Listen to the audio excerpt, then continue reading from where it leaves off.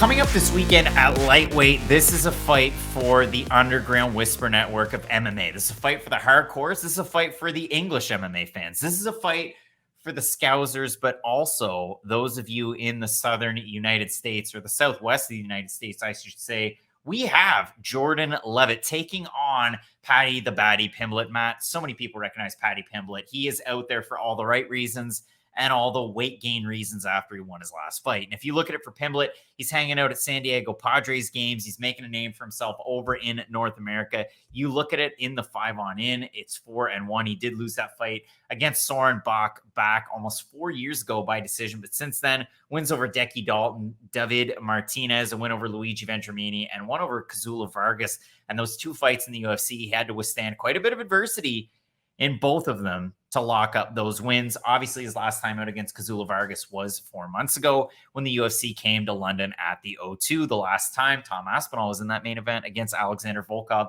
and a slew of fighters that are on this card were on that card as well. But if you look at it for Jordan Leavitt, he's an interesting case because he does have a nice 5-on-in. He has that loss to Claudio Poyes, a fight that was very close, and it did have a lot of back and forth in the UFC. Wild slam knockout over Matt Wyman almost 2 years ago. Kind of funny to think it was that long ago. The loss to Poyes, the inverted triangle win over Matt Sales, and then his win by split decision about 3 months ago against Trey Ogden. A lot of people on both sides of the fence on that one. But for a guy like Jordan Leavitt, Matt, he is so good with his takedowns. He's so good at holding position. He's very much position over submission, though he has a lot of submission wins. But when you look at a guy like Jordan Leavitt, it is, I'm going to grind on you. I'm going to take you down. I'm going to wear you down. And then I'm going to try and beat you. Whereas Paddy Pimblett is a much more dynamic fighter who will take a lot more liberties in his fights. And I haven't even mentioned their striking, which is polar opposite between these two guys. And that's the thing about this matchup. Jordan Leavitt probably will not be able to take advantage of a lot of the holes that we have seen in Paddy Pimblett's game. Because for Paddy Pimblett, you're right. The highs have been very high in the UFC, but you're sweating if you've ever put money on Paddy Pimblett in the UFC up until this point. And the thing is, okay, you can be wild against a guy like Luigi Vendramini. You can be wild against a guy like Kazula Vargas. But are they really the type of fighters who a top-level prospect should be beating? Like, yes, they are, and they're good wins. But that's why I'm really surprised with this matchup against Jordan Leavitt, because I think Leavitt is a very dangerous fight, especially for where the odds are. I'm sure we'll talk about that later. But Leavitt is another guy who's looking for that big win to help himself break through. And these guys are both, they're pushed, but in very different ways. Like if you're a hardcore, you realize how good of a fighter Jordan Leavitt is and how good of a foundation he has for his MMA skill set. But the thing is, Paddy Pimblett is arguably the hottest star in the UFC. Like, Joe Musgrove knows who he is, and I doubt there's a lot of fighters in the UFC that Joe Musgrove's familiar with. So I think this is a much more dangerous fight than maybe even the UFC realizes, because in their mind, they're probably thinking, okay, Leavitt's not a great striker. He himself is a grappler. If Paddy Pimblett's going to outstrike anybody, it's going to be Jordan Leavitt, and then he could probably match him with his jiu-jitsu on the mat. So maybe the UFC is looking at this as an extremely favorable matchup for Paddy Pimblett. But in my mind, I really do think Jordan Leavitt's going to be able to cancel out a lot of the grappling of Paddy Pimblett, and we might just see Pimblett being, you know, kind of a volume striker on the outside. Maybe he has to be a little hesitant because he's worried about Leavitt's offensive takedown. I do think there's a world where this is a fight where both guys could lose quite a bit of stock, if I'm being honest. It's a hard one. And I mean, if Joe Musgrove knows Paddy Pimblett, do you think that Mike Clevenger knows Matt Allen? Like, is that who you're modeling yourself after? I mean, I'm getting pretty close to it. Great. Yeah, I mean, non-baseball fans, we've lost them. If you're from the UK, I'll try and reel you back in, but there's no football players with my Tottenham Hotspur that have the hair. So I don't have a comparison there. But Matt, when I do look at this fight, you're right. I mean, Ricky Tercios left a bad taste in everybody's mouth. I went out there and said, this guy's going to have wild volume. Was I wrong? He threw incrementally more volume round by round at lower accuracy percentages as it went along. So I wasn't wrong with that, but yeah, Ricky Tercios, that's the trouble with Paddy Pimblett. Are you all the way in? Are you all the way out with your strikes? And how accurate can you be at getting through the guard? Because I say this every Jordan Leavitt fight, and it doesn't change. He's a syndicate guy. He blocks like this, and it's really weird, and it's hard to get around his guard to hit him. If Trey Ogden was the guy to do it, I thought he would have been the guy to do it. He wasn't really able to do it.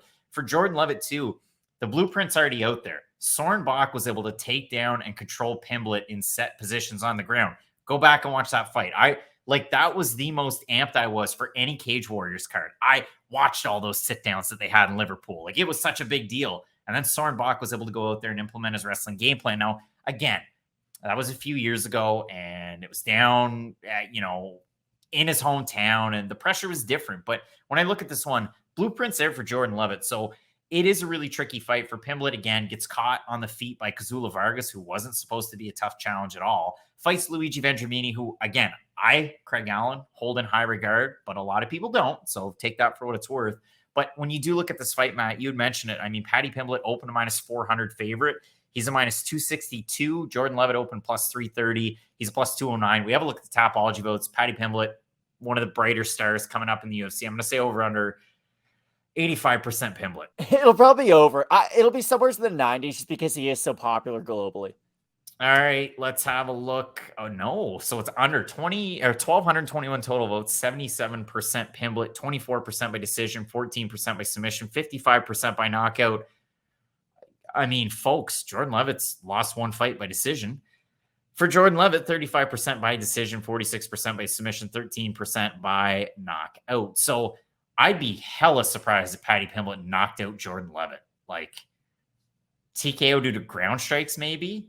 I don't see where that one's coming I think from. that's actually how the fight's going to go, if I'm being honest. Really? Here's the thing. We focused a lot about how Jordan Levitt can cancel out the positives of Paddy Pimblett. Let's just call it how it is, though. Jordan Levitt's probably not going to be able to out-grapple Paddy Pimblett for 15 minutes. That's how good of a grappler Pimblett is off his back. He's a much more dynamic guy with his submission ability. He is much more willing to take big risks. But the thing is, Pimblett is going to be the bigger fighter in this matchup, and I do think that's going to help him work out of some bad positions. Whereas for Jordan Levitt, on the feet, he's very basic. And on the feet, Paddy Pimblett has got the respect of his opponents early on in his past fights. So I just don't think Levitt can hurt him the way that his past few opponents have been able to. So I think we're going to see Paddy Pimblett striking with reckless abandon because he knows, okay, if Levitt takes me down, he's not really necessarily the finisher that I am on the mat, although Levitt does have good submission abilities, don't get me wrong. I just don't think he's the level of grappler that Paddy Pimblett is, and I do think Pimblett's the much better striker. So I could see a world where he goes out there, just hits Jordan Levitt with a big blitz and finishes him early.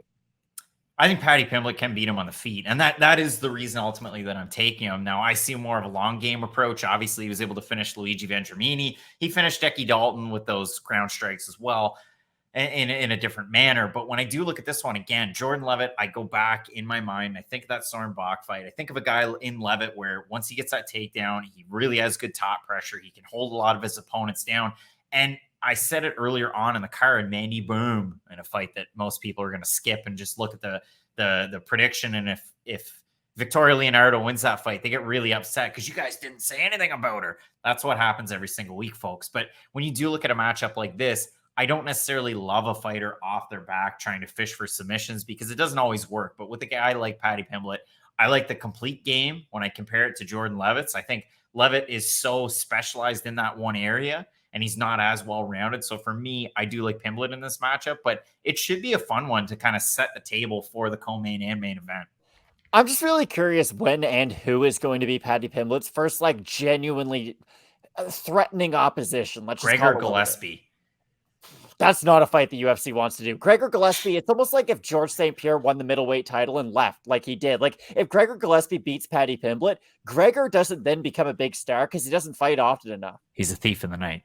He certainly is, but that's the thing.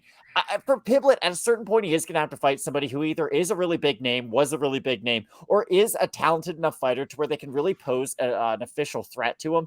Maybe that's like a Jim Miller. Jim Miller's looked really good as of late. That's a fight that I'd really like to see. But that's the thing about Pimblett. You can be this really polarizing star outside of the cage, but at a certain point, it's your skills inside of the cage that are really going to sell the pay-per-views and get you a lot of the money. So for Pimblett, he will need to raise his level of competition at a certain point. Both of us going with Liverpool's Paddy Pimblett in this matchup. And as I mentioned earlier, Jack Hermansson's taking on Chris Curtis next. And in the main event, Curtis Blades and Tom Aspinall. You are not going to want to miss it. So keep it locked in with Fight Night Picks, so we always say. Let's get into it.